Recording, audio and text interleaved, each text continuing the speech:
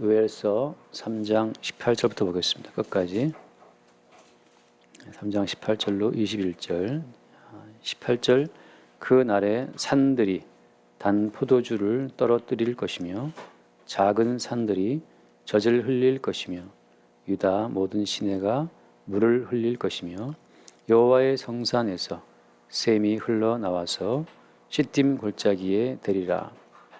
그러나 애굽은 황무지가 되겠고 에돔은 황무한 들이 되리니 이는 그들이 유다 자손에게 포악을 행하여 무지한 피를 그 땅에서 흘렸음이니라. 유다는 영원히 있겠고 예루살렘은 대대로 있으리라.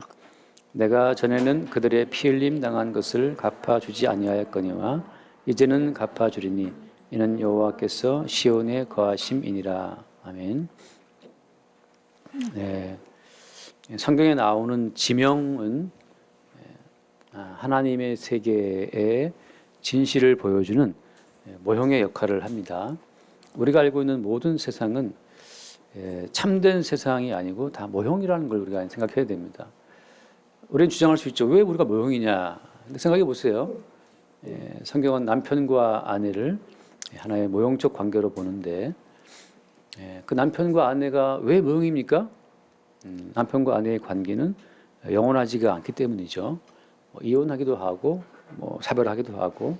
그래서 남편과 아내는 영원한 관계가 아니고 그리스도 남편 되신 그리스도와 그의 신부되는 교회를 보여주는 모형이다. 그럼 실제는 뭐냐? 실제는 그리스도와 교회의 관계만이 영원한 실제가 되는 겁니다. 땅에 있는 아버지를 네 아버지를 하지 말아라. 그 언제까지 네 아버지냐 말이죠. 언제까지 우리 아버지예요?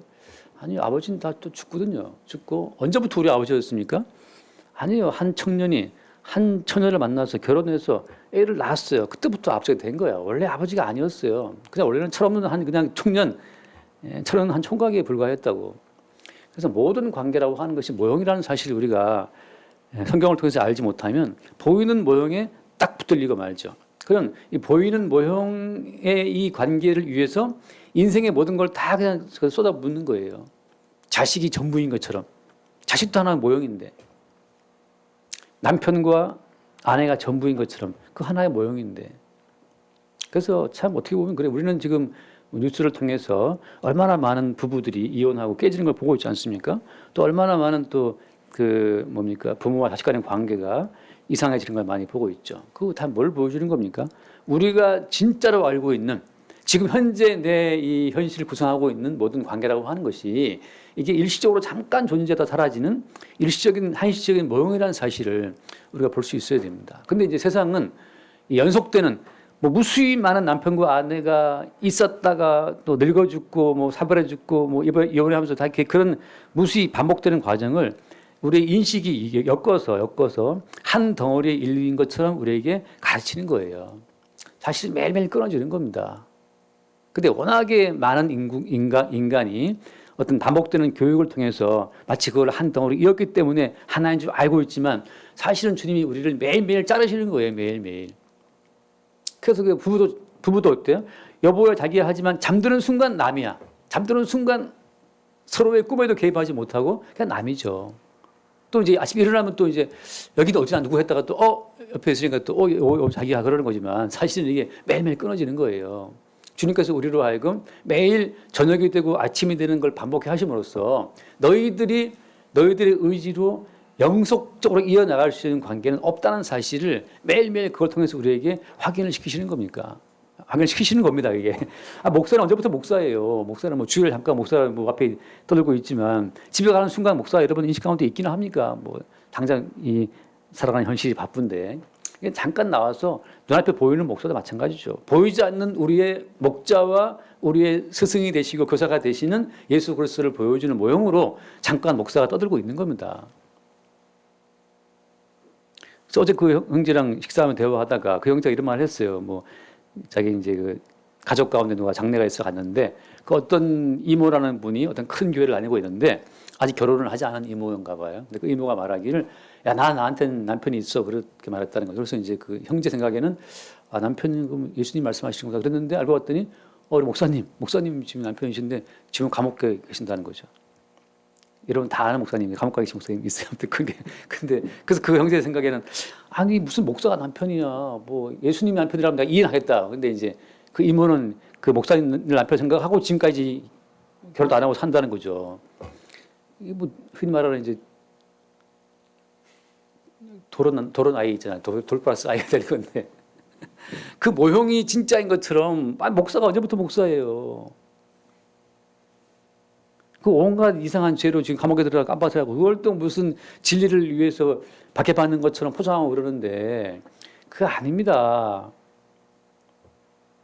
그냥 목사는 한시적으로 보이지 않는 예수 그리스도를 보여주는 그림자로 존재하다가 사라지는 거예요. 과도하게 모형의 의미를 줄 필요가 없는 거죠. 그래서 여기 나온 말씀처럼 예를 들면 이제 오늘 18절 말씀에 그날에 산들이 포도주를 떨어뜨린다. 작은 산들이 젖을 흘린다. 유다 모든 시내가 물을 흘린다라고 할 때 여기서 나오는 이 유다와 산들과 이 모든 것들은 이 땅에 있는 것들을 말하는 게 아니죠. 그 뒤에 나오지 않습니까? 물을 흘릴 것이며 여호와의 성전에서 샘이 흘러나와서 시튼 골짜기에 되리라. 이 모든 말씀은 지금 또 유대인들은 구약 성경을 보면서 성경에 나온 이 유대가 자기들인 것으로 그들이 믿고 있어요. 그래서 많은 그 시온주의자들이 전 세계에 흩어져 있다가 잊혀진 이후에 다 돌아왔잖아요. 그 지금 유대 땅으로 돌아와서 지금 그들이 뭐 온갖 돈을 싸들고 와서 지금 그 땅에다 지금 이스라엘을 세웠는데 지금 또 그들은 그 예루살렘에 있는 그 황금돔 지금은 이제 황금색으로 그냥 이슬람이 큰 그 성전 자리에다가 이슬람 사원을 세웠잖아요. 그리고 황금색으로 칠했다고요. 그래서 그 이렇게 예루살렘 건너편 기드론 골짜기 건너서 그 저 감람산 어떻게 올라가면은 아래로 쫙 보여요. 그 황금돔이. 저도 올라가 봤는데 감람산에 올라가면 약간 아래쪽으로 예루살렘이 보이면서 예루살렘 그 황금돔이 보이거든요. 그 황금돔에 서 있는 그 성전 자리를 지금 아무튼 이스라엘 사람들은 아랍 세계를 쫓아버리고 거기다가 성전을 재건하면 성전이 재건되는 그날에 메시아가 온다고 믿고 있어요. 지금도. 그 땅에 있는 물리적인 공간적인 예루살렘 자체를 신성시하는 거죠. 그냥 모형인데. 그까지 그 모형에 불과한데. 그래서 여기 있는 말씀도 다 이루어지는 실제는 언제냐. 잠깐 뭐 말씀 봅시다. 여기 요한계시록 22장 맨 끝에 요한 22장이죠. 1절부터 봅시다. 요한계시록 22장 1절을 보면 또 그가 수정같이 맑은 생명수의 강을 내게 보이니 하나님과 및 어린 양의 보좌로부터 나와서 길 가운데로 흐르더라. 강 좌우에 생명나무가 있어 12가지 열매를 맺되 달마다 그 열매를 맺고 그 나무 잎사귀들은 만국을 치료하기 위하여 있더라. 이렇게 쭉 흘러가잖아요. 다시 저주가 없다. 왜냐하면 하나님과 그 어린 양의 보좌가 그 가운데 있으리니 그의 종들이 그를 섬기며 그의 얼굴을 볼 터이요 그의 이름도 그들의 이마에 있으리라. 다시 밤이 없다. 그때는 밤이 없어요. 등불과 햇빛도 쓸데없다. 이는 주 하나님이 그들에게 빛이심이라. 그들이 뭐 한다 했어요? 세세토록 왕노릇하리라. 이 왕이라고 하는 것은 왕노릇 하는 것은 그저 막 딴 사람 때려 눕히고 하는 그런 왕이 아니에요. 진정한 왕은 아무것도 두려운 게 없어요. 왕입니다.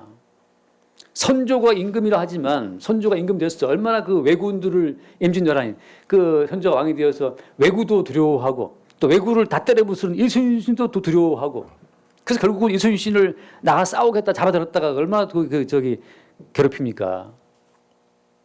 왕의 자리에 있지만 다 두려워 모든 것이. 그게 왕입니까? 성경에서 말하는 왕이라고 하는 것은 죄와 사망의 권세가 극복된 그리스도 예수로 말미암아서 이제는 죄와 사망의 권세를 넘어선 생명을 받은 자들이기 때문에 무서운 게 아무것도 없어요. 죽어도 괜찮아. 그래서 스데반 집사가 돌 날아와도 그 돌 막 날아와도 그게 안 무서운 거예요. 안 무서운. 그게 왕이에요. 왕자가 빼앗길까 봐 전전 그거 하는 것은 왕이 아니죠. 그러니까 우리는 맨날 이 땅에서 그냥 그 약한 자를 두드려 패는 왕을 봤기 때문에 항상 나도 한번 갑질해 보겠다. 갑질의 끝판왕 왕이니까 그거 어떻게 좀 되지 않을까 그러는데 성경에서 말하는 그 왕이 아닙니다. 그리스도 예수를 머리로 하는 그의 지체로 존재하기 때문에 무서운 것이 없어요. 다니엘 친구들처럼 야 풀매 던져버린다 용암에다가 그 터미네이터도 녹여버리는 그 용암인데 성경 봤습니까? 터미네이터 1, 2, 3다 거기 보면 예? 그 터미네이터가 용암에 들어가서 이제 죽잖아요. 죄송합니다. 아무 사람 괜히 말했는데. 어쨌든 간에 모든 인간은 다 두려워합니다. 문재인 대통령 안 두려워할 것 같아요? 물론 정신병자는 안 두려워하지만 정신이 온전한 사람이라면 두려워합니다. 여러분, 나는 안 두려운데 이런 분들이 있으면 제가 한번 때려볼게요. 살짝 이렇게. 왕이란 뭐냐? 죄와 사망의 문제가 넘어갔기 때문에 두렵지 않은 자들.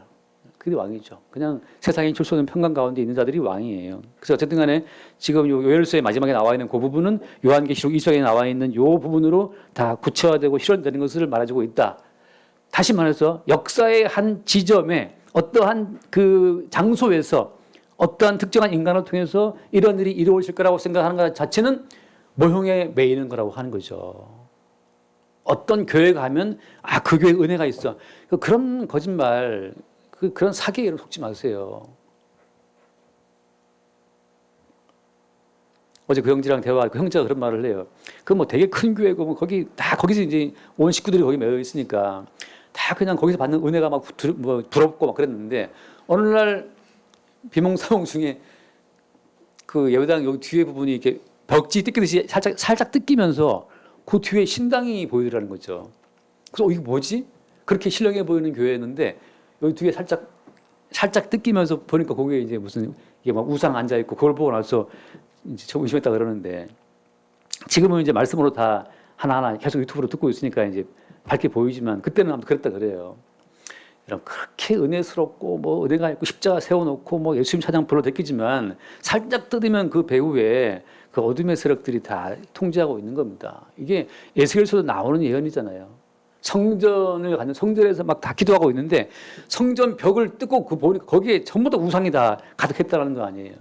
겉으로 예수를 이야기하지만 결국 예수를 이야기함으로 눈에 보이는 네 가정, 네 식구, 네 자식, 네 부모, 너 자신 그런 것들을 위해서 예수를 부르면 전부 다 우상입니다. 왜?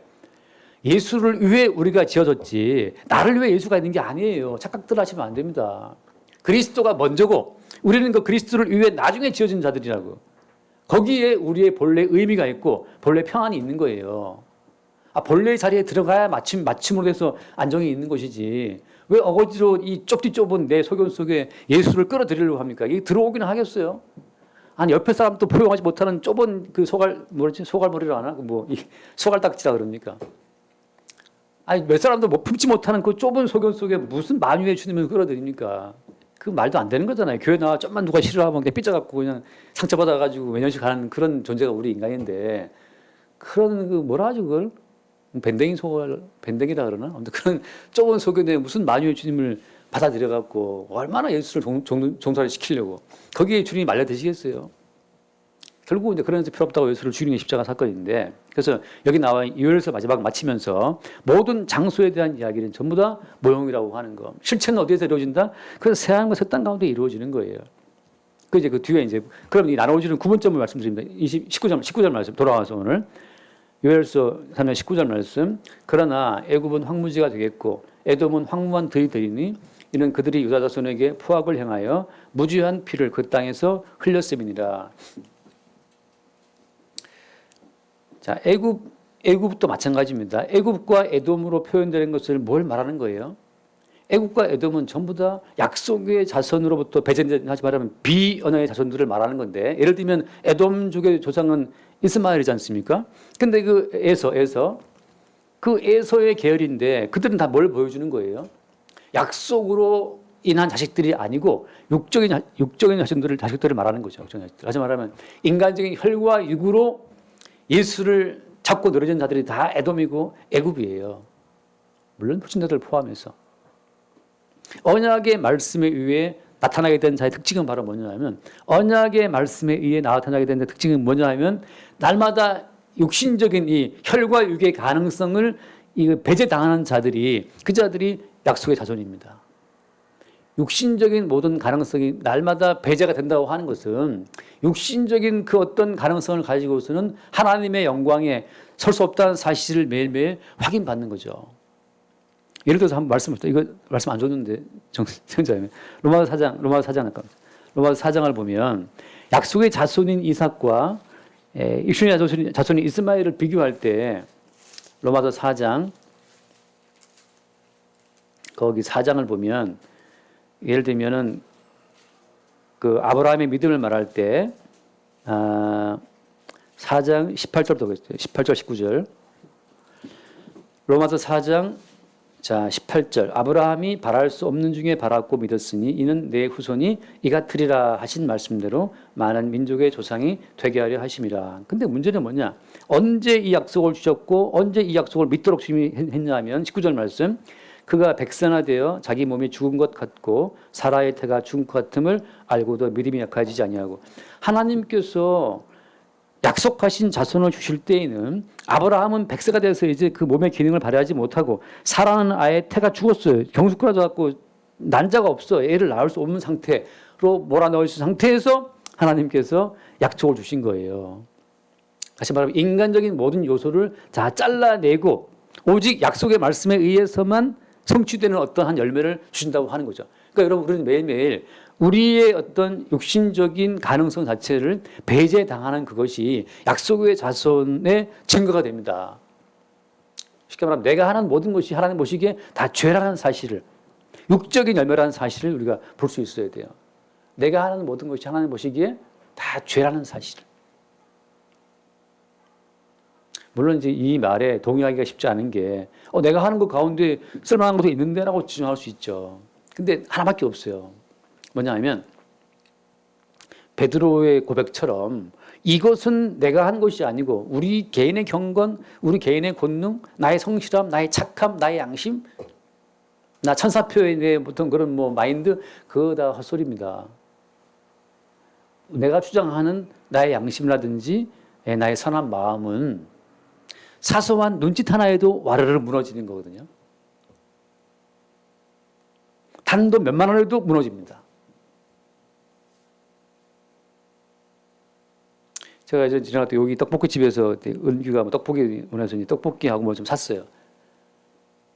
사서 이제 떡볶이랑 뭐 오뎅이랑 뭐 샀는데 그래서 이제 얼마냐 물어봤더니 그 아줌마가 떡볶이하고 뭐 오뎅하고 해서 뭐 3,500원 그래서 3,500원입니까 하고 이제 그랬더니 그분이 아니요 떡볶이랑 오뎅만 3,000원 근데 하나 더 제가 뭐 했더라 아무튼 뭐 하나 더 했는데 이제 그걸 또 빼먹은 거예요. 그 1,500원 더 붙인 것 때문에 그분이 막 기겁을 하고 아니요 해서 이제 그걸 받아야 되기 때문에 사람의 관대함, 나는 관대하다. 관대함 자체가 단돈 몇천 원에도 흔들리는 것이 인간의 관대함이라서 하나님은 그걸 믿지 않아요. 그러니까 제발 여러분 목사인 저의 관대함이 얼마나 가겠습니까? 목사인 저의 관대함을 여러분 설마 믿지 않겠죠? 믿으면 여러분 상처를 받아요 나중에. 도끼 발등 찍었다가 뭐 민도끼 발등 얘기 알죠? 그런 거 될 수 있습니다. 저도 여러분을 가능하면 믿지 않으려고 했어요. 믿음이 간단 말이지. 여러분 성실하니까 믿음이 가는데 믿는 사람이 바보예요. 왜? 주님은 처음부터 믿을 존재가 못 되고 모든 인간은 그냥 관용과 어떤 사랑의 대상이지 용서의 대상이지 믿음의 대상이 아니에요. 모든 사람은. 여러분도 저를 바라볼 때 그냥 관용과 용서와 이해 대상으로 바라보셔야지 목사님은 참 훌륭하신 분이야. 목사님이 감옥 가 계시는데 어쩌고 그런 헛소리 속 쳐오시면 안 됩니다. 그래서 약속의 말씀이 역사할 때에는 어떻게 먼저 한다? 먼저 전제적으로 우리의 모든 육신적인 모든 가능성을 다 부러뜨려 버리는 일을 먼저 한다고 하는 거죠. 그래서 본인이 알아요. 내 양심의 한계, 나의 성실함의 한계, 내가 말한 내 어떤 약속의 한계. 여러분 신뢰할 수 있나요? 제가 어떤 목사님 만나 대화하다 그분하고 이제 한 2달 만에 만났는데 이제 대화하다 그분이 그래요. 저한테. 근데 목사님 그때 그거 하려 했다는 거 했습니까? 물어보더라고. 참, 뭔 얘기지? 무슨, 그때 한다고 했잖아, 목사님이. 들어보니까 딱 기억이 나는 거죠. 당연히 안 했지. 기억도 안 나는데. 그래서 안 했다. 근데, 왜 안 했어? 그래서, 그때 그게 한다는 게 아니고, 그냥 생각해 본다는 거였습니다. 하고 내가 또 말을 돌렸어요. 돌아보니까 내가 되게 비겁한 거야. 비겁한 거지. 이제부터 하면 되는데, 또, 그때는 한다고 한 것이 아니고, 생각해 본다는 것을 말을 돌리는 다시 또 비겁하긴 하지만, 무슨 말인지 알아들었습니까? 기억도 희미하다, 기억도. 본인한테, 이 사람한테 믿을 것이 뭐가 있냐고요. 모든 사람은 그냥 이해와 용서의 대상이지, 그 신뢰의 대상이 아니에요. 그래서 말씀처럼 이제 그래서 오늘 돌아와서 봅시다. 자, 이는 그들이 유다 자손에게 포악을 행하여 무죄한 피를 그 땅에 흘렸다 그러거든요. 다시 말하면 피를 기준으로 해서 약속의 자손과 그 다음에 육신의 자손이 나눠지는 거예요. 피를 기준으로 해서 구원받는 자와 버림받는 자가 나눠지는 겁니다. 자, 지금 만세 전에 창세 전에 그리스도 안에 택함 받은 그 택함 자체를 우리는 몰라요. 모르는데 역사 가운데에서 택함 받은 자인지 아닌지가 어떻게 드러나냐 하면 피에 대한 반응을 통해서 드러난다고 하는 겁니다. 피에 대한 반응을 통해서 그 사람의 선택과 불택 자체가 드러난다는 거예요. 무슨 얘기냐? 그다음에 한번 봅시다. 21절에 내가 전에는 그들의 피 흘림 당한 것을 갚아주지 아니하였거니와 이제는 갚아주리니.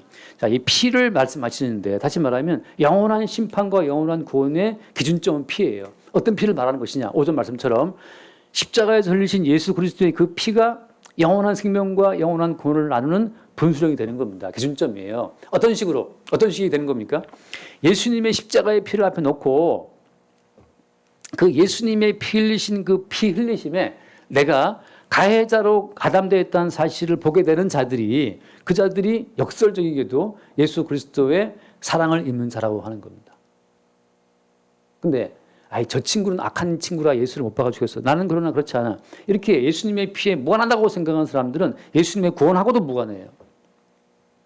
우리 모두가 다 예수 그리스도의 피 흘림에 가담됐다는 증거는 무엇이냐 하면 오전에 말씀과 비슷한 맥락입니다. 내 자신이 내가 곧 내 인생의 주인이기 때문이고 내가 나의 생존을 절대 진리로 해서 모든 걸 이용하는 자이기 때문에 그렇습니다. 그래서 어떻게 결국은 예수 그리스도마저도 나의 인생에 도움이 안 되면 버리는 자. 그래서 여러분 베드로가 예수를 3번 부인하잖아요. 왜 베드로가 예수를 3번 부인했습니까? 뭐 때문에? 자기의 생존이 위험하니까. 우리는 내가 돈을 잃고 건강을 잃고 목숨을 잃는다고 생각되는 순간에 우리는 예수를 놔버려요. 심지어 그냥 놓는 것이 아니라 예수를 확 밀어버립니다. 확 밀어버려. 빨리 꺼져. 너 때문에 내가 죽을 뻔했어 하고 이제 예수를 확 밀어버리는 거죠.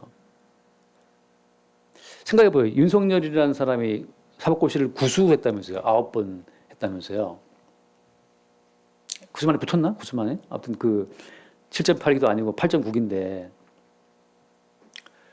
그게 아버지가 무슨 교수고 뭐 좀 집안 좀 사니까 그렇게 9번이나 고시원에서 비비고 있는 거지. 당장 생계가 지금 불안한 사람이 어디 사법고시를 구수나 하고 있겠습니까? 생계가 위험에 빠지면 모든 것을 우리는 던지게 돼 있고 생존을 지키기 위해서 모든 걸 다 던지게 돼 있어요.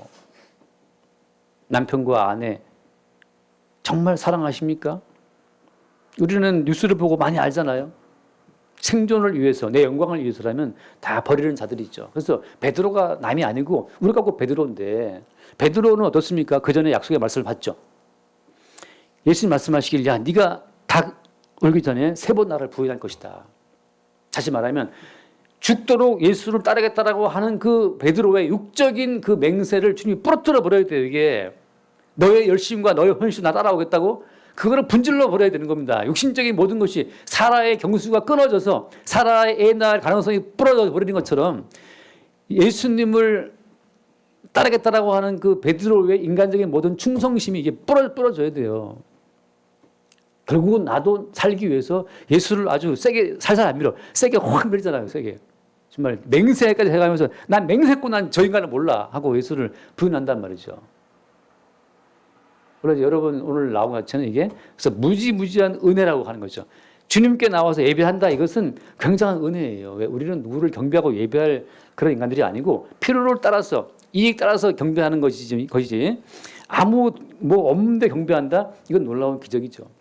물론 이제 말씀 들을 때 또 우리의 본성이 이제 드러나기도 하지만 그래서 이 피에 대한 입장 차이로 말미암아서 우리는 예수 그리스도의 피 흘리심에 나도 가담되었다는 사실을 아는 자는 그 다음 따라오는 것은 뭐겠어요? 따라오는 것은 예수님의 피 흘리심에 가담되었다면 결과는 뭐예요? 결과는 아니 구원자를 죽이고 하나님을 죽였기 때문에 결과는 뭐예요? 당연히 우리도 죽는 거죠. 그래서 우리가 죽어 마땅하다고 하는 것은 선악과를 따먹었기 때문에 마땅히 죽어야 되지만 선악과를 따먹은 것이 왜 죽어 마땅한 죄인지 도대체 우리는 알지를 못해요. 선악적인 판단 가운데에서는 그까지 하나 먹은 것이 왜 중요하냐. 선악과를 따먹었다고 하는 그 자체가 어디까지 오른다? 쭉 흘러옵니다. 어디까지? 십자가의 예수를 못 박은 데까지. 선악과라고 하는 것의 열매가 자라고 또 자라면 선악과 그 열매의 끝판, 완전 그 선악과 열매의 독성이 마지막에 아주 이렇게 숙성된 그 마지막 열매는 뭐냐 하면 예수를 십자가에 죽이는 십자가의 사건이에요. 어떤 것으로? 내가 생각하고 있는 생존 위주의 선악 가치를 봤을 때 너는 나에게 아무짝에 쓸모가 없어 이거거든요. 나에게 돈 한 푼 보태주는 그 사람이 나한테 귀하다 이거죠. 그래서 모두가 다 예수 그리스도의 피 흘림에 가담됐다는 사실을 그 사실이 알게 되고 수용되는 자가 오히려 언약의 후손이라고 하는 겁니다. 그러니까 여러분 예수의 피 흘림에 가담되었다면 결과는 죽어야 되는 거죠. 여러분 마땅히 우리가 인생을 살며 맞이하는 그 모든 고통이라는 것은 그건 여러분 마땅한 겁니다. 마땅한 것인데 이걸 좀 어떻게 해달라고 막 기도하고 비는 그 자체가 그게 하나님 보시기에 악한 거예요. 그래서 다시 한번 끝으로도 말씀을 읽겠습니다. 그 예를 들면 히브리서 말씀, 히브리서 12장 말씀을 약간 봅시다. 히브리서 12장 24절. 거기에 보면 이제 특이한 말씀이 있잖아요. 12장 24절에 새 언약의 중보자이신 예수와 및 아벨의 피보다 더 나은 것을 말하는 뿌린 피다. 아까 이제 그 여호수아에서 그 무지한 피에 막 항변을 이제 주님이 갚아준다 말씀하셨는데 지금 그거와 연관된 말씀입니다. 24절 말씀 보면은 아벨의 피보다 더 나은 것을 말하라는 뿌린 피다. 아벨의 피는 뭘 말합니까? 아벨의 피는 내가 형한테 억울하게 죽었다는 그 억울함을 호소하는 그 말을 하거든요. 아벨의 피는. 예수의 피는 뭘 말하는 겁니까? 예수 그리스도의 피는 뭘 말하냐 하면 자기를 찌르는 자들을 향하여서 저들은 자기들이 하는 것을 알지 못합니다라고 그들의 죄를 용서해 주기를 오히려 예수 그리스도의 피는 말한다고 하는 거죠. 예수의 피가 말해주는 그 용서의 기능, 그것이 하나님 보좌 앞에서 우리를 변호해 주는 변호인의 말이 되는 겁니다. 자, 무슨 말인지 아시겠죠? 우리를 변호해 주는 변호사는 하나님의 마지막 총리 심판대 앞에서 그리스도 예수께서 흘리신 그 피가 말을 하는 거예요. 그 피가 무슨 말을 하는 겁니까? 아버지요, 저는 무지해서 뭘 하는지 모르고 한 일이라 그들의 죄를 용서해 주시기를 예수 그리스도의 피가 말한다고 하는 거죠. 그래서 아벨의 피는 자기의 억울한 죽음을 호소하는 피인데 말인데 왜 아벨은 그 말을 하는 겁니까? 자, 이것도 헷갈리지만 아벨의 피는 모형이에요. 뭘 보여주는? 예수의 피를 보여주는 모형. 그래서 아벨의 피는 모형으로서 불만이 있고 모형으로서 억울한 거예요. 내가 왜 온전한 예배를 드리고 형한테 맞아 죽어야 되는 것이냐. 그렇게 수없이 많은 선지자들이 죽어왔습니다. 이사야, 예레미야 고통의 떡을 먹고 감옥에 수감되고 그들은 내가 왜 예레미야는 얼마나 괴로웠으면 말하지 않겠다 하잖아요. 나는 말 안 하고 싶다. 말하면 자꾸 돌아오는 것은 핍박이니까. 뭘 다 보여주는 거예요. 그리스도 예수의 핍박을 보여주는 모형으로서 당했던 고통이거든요. 왜? 선지자들 내부에 예수의 영이 있었기 때문에. 선지자들 내부에 예수의 영 때문에 그들이 핍박을 당하고 왕따를 당하는데 그들이 호소하죠. 그들의 호소는 모형이기 때문에 실체를 다 모르기 때문에 하는 그 불만이고 고통의 호소예요. 아벨도 마찬가지죠. 왜 나는 형한테 다 죽어야 되는 겁니까? 라고 아벨의 피는 억울함을 호소하고 있는데 예수의 피는 어떤 뭘 호소한다? 예수의 피는 더 나은 것을 말하는 뿌린 피다. 예수의 피는 내가 저를 대신하여 흘린 피입니다. 저들은 자기 하는 것을 알지 못합니다. 하고 예수의 피는 계속 용서를 이야기하죠. 이 용서를 이야기하는 이 예수님의 피의 실체를 깨달았던 사람이 누구냐? 스데반 집사이기 때문에 자기를 때려 죽이는 그들 향해서 스데반 집사가 뭘 기도해요? 한번 찾아봅시다. 사도행전 9장. 사도행전 몇 장이지? 7장. 사도행전 7장에 보면 7장 59절 말씀. 7장 59, 60. 7장 59절. 그들이 돌로 스데반을 치니 스데반이 부르짖어 이르되 주 예수여 내 영혼을 받으시옵소서 하고 무릎을 꿇고 크게 불러 이르되 주여 이 죄를 그들에게 돌리지 마옵소서 이 말을 하고 사니라. 그러면 스데반은 예수님의 사후에 예수님을 증거하는 모형으로 기능한 겁니다. 아벨과 선지자들은 예수님 오시기 전에 예수님을 보여주는 모형으로서 핍박을 당하고 고통을 당하고 억울함을 호소했는데 스데반 집사는 예수님 사건, 십자가 사건 이후에 실체를 아는 자로서 이제 어떤 기도를 하는 거예요. 그들의 죄를 돌리지 말아달라고 하고 자는 거죠. 죽는 거죠. 성도가 이 땅을 지나갈 때 뭘 갖고 뭘 이렇게 수용이 되냐 하면은 예수님을 죽인 자가 무슨 호사를 무슨 호강을 기대하냐 말이죠. 아니 사람을 죽인 살인자가 어떤 인생살이의 승승장구를 기대할 수 있습니까? 사람을 죽인 살인자가 당연히 마땅히 고통을 받고 괴로움을 당하고 형벌을 받아야 되는 거 아니에요? 따라서 여러분 우리는 인생을 살면서 당하는 어려움 속에서 주님 저 너무 억울하고 너무 괴로워요. 이 자체는 십자가 앞에서 날아가는 말이 돼야 됩니다. 어떤 식으로? 주님 예수님을 죽인 자가 마땅히 이보다 더 힘에다 마땅한데 마땅하다라고 하는 거. 그 마땅함, 우리가 받는 이 모든 처우에 대한 마땅함을 말하는 자가 또 누구였습니까? 그게 또 말씀 보고 마칩시다. 누가복음 23장 우리 위대한 강도라 그러면 웃기지만 정말 주님 세계, 믿음의 세계에서는 우리에게 너무나 놀라운 교훈을 보여준 사람이기 때문에 위대한 사람이죠. 누가복음 23장 39절 말씀부터 쭉 봅시다. 보면 23장 39절 달린 행악자 중 하나는 비방하여 이르되 내가 그리스도가 아니냐 너와 우리를 구원하라 하되 행악자 사형당한 행악자가 하는 말이 뭡니까? 끝까지 너와 우리를 구원하라. 아직도 본인이 구원받아 마땅한 자격이 있다고 생각하는 거예요. 여러분 우리가 구원받아 마땅한 자격이 있습니까? 천국에 마땅한 자격이 있어요?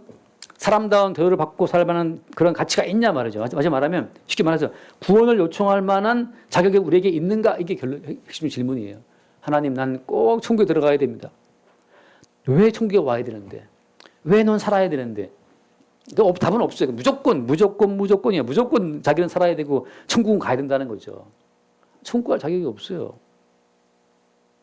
40절 하나는 그 사람을 꾸짖어 이르되 내가 동일한 정죄를 받고서도 하나님을 두려워하지 아니하느냐? 야, 그 다음 41절 말씀이 제가 늘 꽂히는 말씀이 우리는 우리가 행한 일에 상당한 보응을 받는 것이니 이에 당연하거니와 이게 당연하다는 거죠. 죽는 것이. 이 강도는 그 십자가에서 내려오는 구원을 내려와서 다시 일상으로 돌아가는 그 구원을 기대하지 않았어요. 죽음을 당연한 것으로 이 죽는 걸 당연한 것으로 그런 수용했다고 하는 거죠. 우리가 예수님을 죽인 자로서 우리의 자아를 보게 되면 구원을 요청할 수도 없고 다시 편안한 일상을 기대할 수도 없어요. 평안한 일상을 기대할 수도 없는 주제가 평안한 하루하루 받았다면 이게 웬 놀라운 일이고 이게 웬 희한한 일입니까? 도영재 요즘에 뭐 사업 생각하면서 수술이 잘 풀리니까 아까 겁난데 왜 이렇게 잘 풀리지 일이? 원래는 뭐가 안 되고 뭐가 망하고 그게 당연한 건데 잘 되는 게 이상한 거예요. 왜 우리는 아프잖아. 왜 암 안 걸렸습니까? 어떤 사람은 40대에 걸려 죽기도 하는데 왜 아직까지 암 안 걸리고 지금 50대를 통과하고 60대를 통과하고 제 어머니는 지금 78세인데 아직까지 암도 하나 안 걸리고 이렇게 살아있냐 말이죠. 왜? 우리는 이러한 일을 당하는 것이 당연하거니와 당연하다. 근데 이 사람이 한 것은 옳지 않은 것이 없다 하고 자기의 당연한 멸망과 예수님의 당연치 않은 그 멸망을 바라보는 거죠. 예수님은 무죄하신 분이 죽잖아요. 우리는 죄인들이 당연히 죽는 거지만 예수님은 무죄한 분이 죽는다고. 그 극명한 대비 속에서 어떻습니까? 죽어 마땅한 나를 대신해 죽는 예수님의 죽음을 볼 수 있는 거예요. 예수님의 흠이 있다면 그 흠으로 죽는 거지만 예수님은 무죄하신 분인데 여기 이 강도가 지금 그걸 보는 게 희한한 일이에요. 아무튼 이 사람이 향한 것은 옳지 않은 것이 없다. 뭘 안다고 강도 네가 뭘 안다고 이렇게 단정적으로 예수를 말합니까? 언제 예수를 봤다고 이 사람이 향한 것은 옳지 않은 것이 없다 이렇게 단정적으로 말하는데 강도야 네가 뭘 안다고 예수를 언제 봤다고 그렇게 장담할 수 있어요?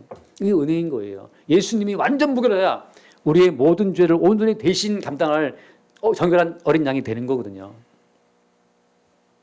여러분 인생이 복잡한 것 같지만 여러분 어떻게 보면 간단한 것이 이렇게 어디가 아프고 쑤시고 뭐 우리 은서가 저렇게 그러더라. 아빠 아직까지 난 뭐 어디 이렇게 쑤시고 이런 거 모르겠다고. 당연하지 지금 뭐 20대인데 당연히 모르지만 이게 저도 잘 몰랐지만 40대 후반부터 이제 막 이상하게 어디가 아프고 쑤시고 이게 이제 서서히 보인단 말이죠. 그러면 당연한 건 당연한 것입니다. 그 당연함 속에서 오직 정결하신 예수의 죽으심을 바라보게 되는 그 자들이 말하자면 이 무죄한 피를 중심으로 해서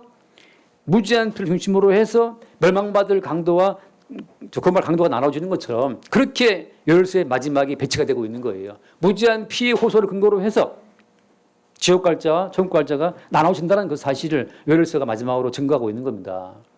예루살렘은 무엇이고 유다는 뭡니까? 여기서 말하는 그 본문 돌아와서 20절, 3장 20절에 유다는 영원히 있겠다. 예루살렘은 대대로 있다. 이 대대로 있고 영원한 유다 예루살렘은 새 예루살렘, 요한계시록에 나와 있는 새 예루살렘을 말씀하고 있는 거예요. 신랑의 요소로 단장된 새 예루살렘. 다시 말하면 자기 자신이 덧입은 건 아무것도 없어. 그건 늘 벗겨져야 돼요. 모가나무 잎으로 만든 치마기 때문에 벗겨지고 신랑이 준비한 그 모든 것으로 얻어 입은 단장된 그 신부의 모습. 그게 말하자면 구원받은 자의 모습이죠. 좀 시간이 하나만, 이게 뭐 말하고 싶은 욕심이 있어서 그러는데 더 얘기가 마치겠습니다. 금요일 날 어떤 목사님이 또 질문을 했어요. 단톡방에다가. 그래서 너는 뭐냐, 삭도 되지 말라, 나시린에게 삭도, 머리 깎지 말라는 그 말의 의미가 뭔지를 좀 해달라고 이제 올렸어요. 뭐 막 굉장히 그 썰이 많기 때문에 아무튼 뭐 이렇게 왔다 갔다 하다가 제가 이제 결론적으로 머리를 깎지 말라 그 말은 나시린이, 머리는 그리스도를 말하는데 머리는 머리이신 그리스도 예수의 은총을 내가 덧입고 있다는 것, 덮어쓰고 있다는 그 표시가 머리를 기르는 거거든요. 삼소, 여러분, 덮어쓰고 있으면 삼손이 나시기 때문에 삼손이 머리를 기르고 있으면 삼손 자체가 강호동처럼 힘센 장사가 되는 겁니까? 덮어쓰고 있다가 삼손이 델라의 꾀에 빠져서 머리 깎았지 않습니까? 머리를 깎는 순간, 덮어쓴 것을 벗는 순간 어때요? 삼손은 블레셋 사람하고 싸우지 못하는 평범한 사람이 되어버렸어요. 덮어쓰고 있다고 해서 강호동처럼 튼튼한 체력이 되어서 이걸 벗어서 힘센 자가 되는 것이 아니고 벗는 순간 평범 이하가 돼버려요. 그게 성도입니다. 성도는 뭐냐? 무지한 피로 인해서 그 피의 효능을 덜입은 상태에서 거룩하다 인정한 많은 자들인지 피를 던져버리는 순간 그거는 정말 이방인보다도 못한 자가 되는 것이 그게 성도의 기독교인들이에요. 기독교인의 경건이 여러분 가치가 있는 줄 아십니까? 하나님 나라에 들어가서 예수의 피로 덮어쓰고 있는 그거 없이는 기독교인들은 바리새인 경건보다 잽도 안 돼. 이거는 이건 정말 경건의 게임에서 저 루저들밖에 없어요. 생각 없어요. 교회 다니는 사람하고 안 사람 누가 더 예의가 바랍니까? 뭐 가끔 저는 정말 교회 안 다니지만 너무 예의 바라는 분들을 많이 만나기 때문에 우리 교회 다니는 사람들이 예수 믿는다고 얼마나 그냥 이렇게 거들먹거리는 분들이 또 많은지 알지 못하죠. 뭘 말하는 것이냐? 그리스도 예수의 정결한 피를 입고 있지 않으면 그 피를 벗어버리면 정말 성도는 그 당장 지옥 가라도 마땅한 죄악투성이에요. 그걸 매일매일 보는 거예요. 유다와 예루살렘은 뭐냐? 신랑의 그 온갖 그 신랑의 수고로 성취한 신랑의 열매를 입고 있는 자들이 신부고 그 자들이 예루살렘인 거지. 신랑이 입혀주는 그 신랑의 자원, 신랑의 거룩, 예수 그리스도의 거룩과 성결을 벗어버리는 순간 그런 멸망받을 백성밖에 안 되는 거죠. 날마다 우리가 나의 타고난 경건, 나의 타고난 인격, 그게 어디 있습니까? 돈 한 푼에 흔들려버리는 인격이 그 인격이겠어요. 그리스도 예수에 입혀주시는 그 의로움에 의해서만 예루살렘의 백성이 되어서 그리스도의 신부로 드러난다는 그 사실을 매일매일 새롭게 볼 수 있기를 바랍니다. 기도하겠습니다. 주님 감사합니다. 또 요엘서를 마치면서 주께서 피 흘림을 기준으로 해서 인류를 분류하시고 예수로서의 무지한 피를 덮어쓰고 있는 자들을 정결한 주의 신부로 삼으시고 무지한 신부로 삼으사 주의 아름다운 모든 것들을 단장시키심을 우리가 늘 새롭게 발견하게 하여 주옵소서. 우리 주 예수 이름으로 기도드리옵나이다. 아멘.